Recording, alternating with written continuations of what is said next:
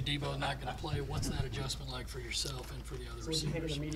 I mean, that's just more opportunity for us, and we respect Debo's decision. He took it up with coach and his family. I mean, it's his decision. So, how does your role change? Coach said you can play a little bit of in and out, but what have you been doing more of? I've been practicing a little bit more out. Well, really in and out. So, just whatever coach wants. They got you back on return as well? Yes, I'm taking reps.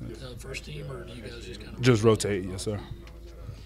For you, with Debo going out, how much more do you put on yourself to make sure you can be that guy and that big difference maker when you don't have a guy like Debo on the field who's as explosive as any player in the league? I mean, I don't really put that much pressure on myself. I mean, it's more opportunities for me to make plays. How did you guys handle kind of the mid-season turmoil? Let's say with the offense not executing to its potential. How did you guys fix that to finish strong down the stretch on that side of the ball? I mean, we all came together as a family, played together. And B-Mac, I mean, calling plays and doing good, so. There was no fight. Was there any turmoil in the meetings? Were guys getting frustrated? Would you walk us through a little bit what that was kind of like as you guys were desperately trying to get on the same page?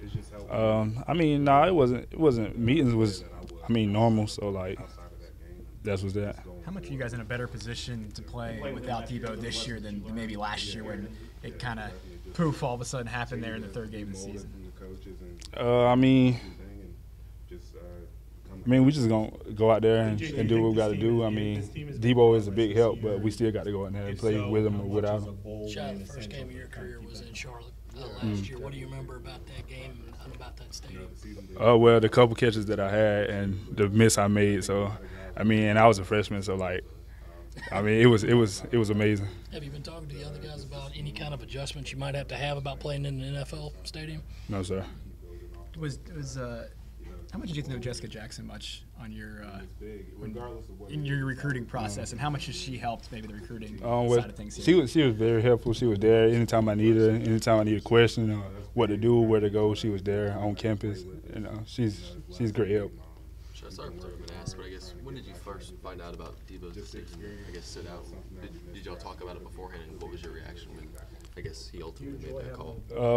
Well, when he made it, that's when I knew. We didn't talk about it before, and I mean, that's his decision. So I'm fine with it. I'm supportive. Right. Did you kind of sense that was going to happen? I guess because he played the entire season healthy and kind of got through it without any major injuries. No, I didn't sense it because I mean he loved ball, so right. I didn't sense it. What do you see out of J.C. Horn throughout this year in practice? Well, out of J.C. Horn, he's a dog. I like how he plays. Has he ever gotten you a couple times, like stuck you? Yeah, multiple times. Yes, sir. What's the thing that makes him? Is it just his cover skills or his ability to tackle? Both, really. Yeah, he pretty good. How would you evaluate this overall freshman class? You were a freshman last year, and you made a big impact, and this year it seems like a lot of guys had to play. How would you rate the whole freshman class?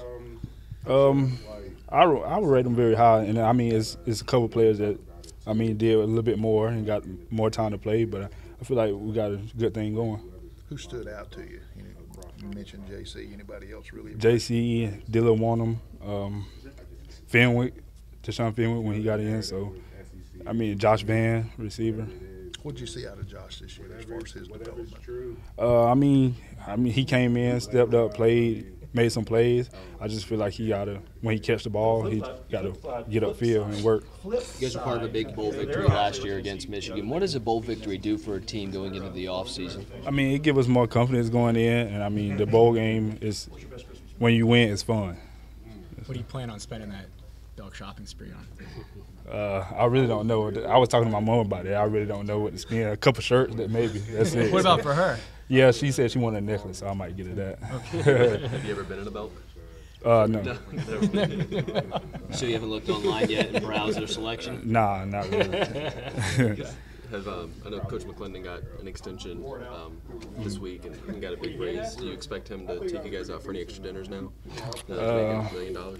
I mean, can you even answer that with NCAA restrictions? Yeah, I mean, don't answer that. Not really. Yeah.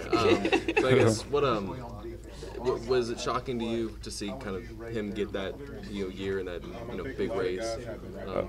No, because I mean he's a great coach. He do his job very well. And being a year under him now calling the plays, have you seen a shift in the way he calls games? Is he more comfortable now than maybe in the beginning? I mean, have you just seen a shift maybe in the way he approaches games and calls games throughout the season? Most definitely. I feel like it just. How so? Describe that. Beginning of the year till now. Just because like the offense came together, and I mean we play together. So I mean, I feel like more comfortable calling plays.